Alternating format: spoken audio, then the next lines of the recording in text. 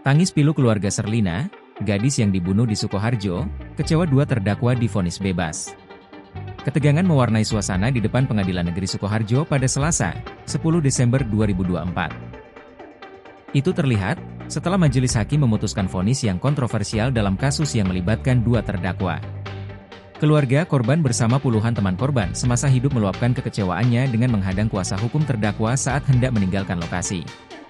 Beberapa orang terlihat memukul kaca mobil milik kuasa hukum terdakwa sebagai bentuk protes. Di tengah kerumunan, ayah korban, Sarjo, berdiri di depan kap mobil sambil berpegangan, menahan kendaraan tersebut untuk tidak melaju. Selain itu, di kejauhan isak tangis ibu dari korban pun pecah, terlihat sangat terpukul dan kecewa atas putusan majelis hakim. Kepolisian yang berjaga di sekitar lokasi segera memperketat pengamanan untuk menghindari situasi yang tidak diinginkan. Petugas berupaya memisahkan massa dan menenangkan pihak keluarga agar tidak terjadi kericuhan lebih lanjut. Ayah korban yakni Sarno merasa tidak terima atas putusan yang diberikan oleh majelis hakim di ruang sidang. Tidak terima.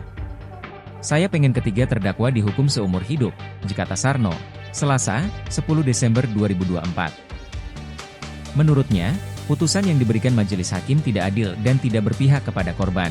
Sebelumnya, gadis bernama Sherlina, yang ditemukan tewas di Desa Jatisobo, Kecamatan Polokarto, Sukoharjo, Jawa Tengah. Diduga Sherlina tewas dibunuh usai ditemukan luka jeratan di lehernya. Korban hilang sejak malam takbiran atau Selasa, 9 April 2024, dan jasadnya ditemukan pada Minggu, 14 April 2024, lalu. Korban bekerja di toko dekat RSUD Insinyur Soekarno, Desa Gayam, Kabupaten Sukoharjo. Sebelum hilang, korban sempat berpamitan ke rekan kerjanya hendak mengambil snack. Sherlina dikenal sebagai sosok yang pendiam, khususnya oleh rekan kerjanya di sebuah toko. Seperti yang disampaikan rekan korban, Murni Anggi Gayatri. Sherlina ditemukan tewas di Parit, Desa Jatisobo, Kecamatan Polokarto, Kabupaten Sukoharjo pada 14 April 2024. Korban merupakan pekerja toko itu sudah berjalan selama 2 tahun.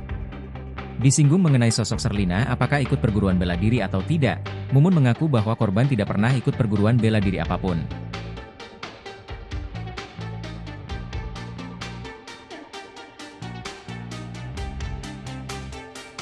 Download Tribun X sekarang, menghadirkan lokal menjadi Indonesia.